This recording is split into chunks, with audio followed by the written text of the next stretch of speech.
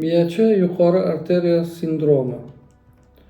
Bunda miyacha yuqori arteriya sindromi bifurkatsiyasidan oldin bazilar arteriyadan ajralib chiqadi.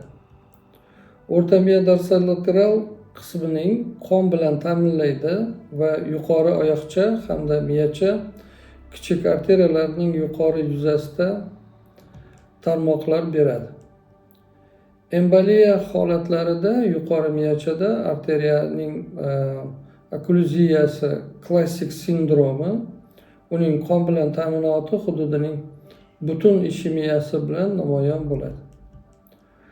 Okklyuziya tomonda, ya'ni o'choq tomonda ataksiya, intentsion tremor, harakat koordinatsiyasining jiddiy buzilishlari, Gorner sindromlari kuzatiladi. Qarama-qarshi tomonda esa o'tkazuvchi turdagi sezgi yo'qolishi kuzatiladi, yuz mushaklari falaji kuzatiladi, tilning markaziy falaji ham kuzatiladi. 6-juft nerv, ya'ni blok nervining markaziy zararlanishi kuzatiladi. O'choq markaziga qarab nigoh parezi kuzatiladi. E'tiboringiz uchun rahmat. Kanalimizda qoling.